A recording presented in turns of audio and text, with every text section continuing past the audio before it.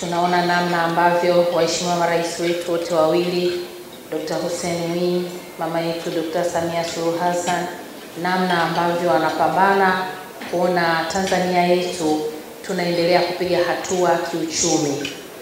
Na kwa sisi Wizara ya Mawasiliano na Teknolojia ya Habari tunasema uchumi wa kidijitali unawezekana. Na sasa hivi Mheshimiwa Dr. Samia Suluhu Hassan ameendelea kusimamia na kusisitiza sisi wasaidizi wake tuweze kuhakikisha tunasimamia vizuri kuboresha njia nyingi zitakazoimarisha uchumi wa kidijitali Tanzania.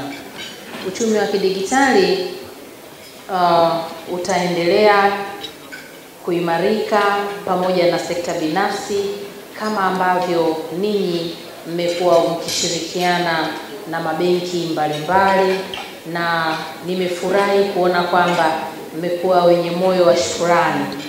Mmewashukuru kwa sababu kupitia wao kama taasisi kubwa za fedha, basi na nyinyi shughuli yenu inakwenda vizuri. Naomba niwapongezeni sana. Basi kwa jioni ya leo nipende tu kusema kwamba mwezi mtukufu wa Ramadhani ni kipindi cha toba, ibada na kujenga moyo wa ukarimu. Kwa mambo haya ambayo mmeyafanya, mmetekeleza hiyo nguzo, mmeisimamia vizuri.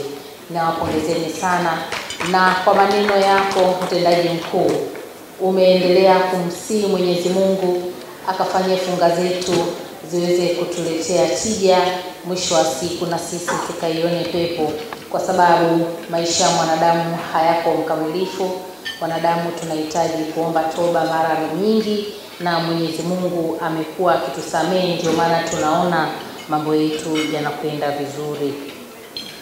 Iftar ni fursa ya kipekee inayotufundisha thamani ya mshikamano, kushikamana na kusaidiana. Pia ni wakati wa kutafakari jinsi tunavyoweza kuboresha maisha ya jamii kwa kuzingatia misingi ya haki, uwajibikaji na maendeleo jumuishi. Sekta ya bima ina mchango mkubwa katika maendeleo ya taifa letu. Inatoa ulinzi wa kifedha kwa wananchi na wafanyabiashara. Inasaidia kupunguza hatari za kiuchumi na kuchochea uwekezaji endelevu. Ni jambo la kutia moyo kuona kuwa shirika la bima la Zanzibar limekuwa na mafanikio makubwa, ikiwa ni pamoja na kuongeza kwa mapato.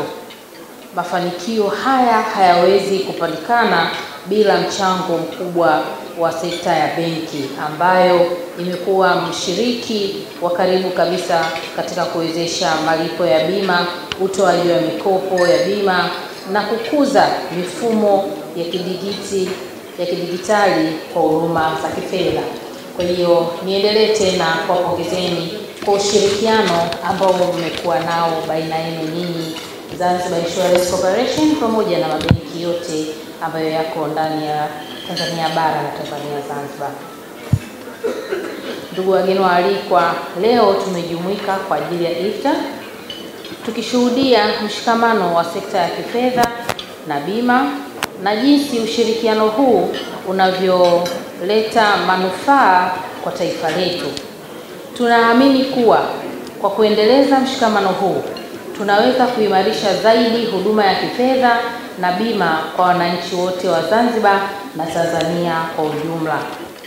Kwa kipindi cha miaka minne kuanzia mwaka 2021 mpaka 2024, shirika la bima la Zanzibar limepata mafanikio makubwa pamoja na kuongeza mapato kutoka milioni 467 mwaka 2021 mpaka kufikia bilioni 7.8 mwaka 2024. Shirika linajivunia mafanikio hayo ambayo ni matokeo ya huduma bora za kifedha zinazotolewa na mabenki pekee.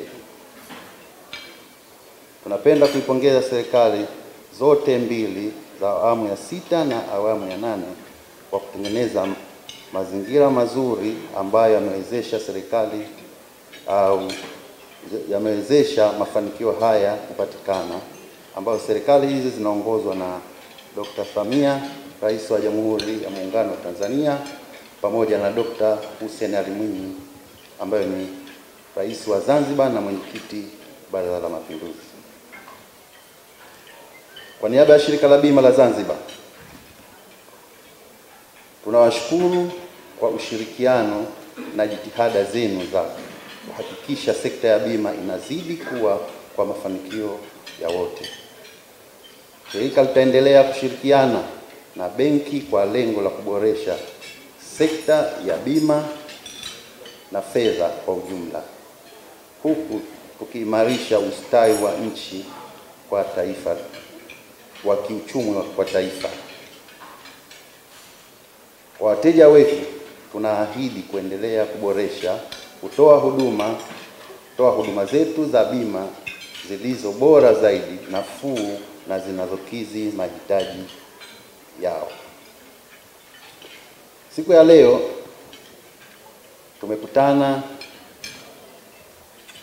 kushiriki iftari, tukifurahia mafanikio ya ushirikiano wetu. Funga ni ibada yenye manufaa makubwa, ikimjenga mfungaji katika imani, uadilifu na nidhamu. Pia humfundisha huruma kwa wengine kwa kumfanya atambue hali ya wasio nacho, huku kiafya ikisaidia mwili kupumzika na kujisafisha.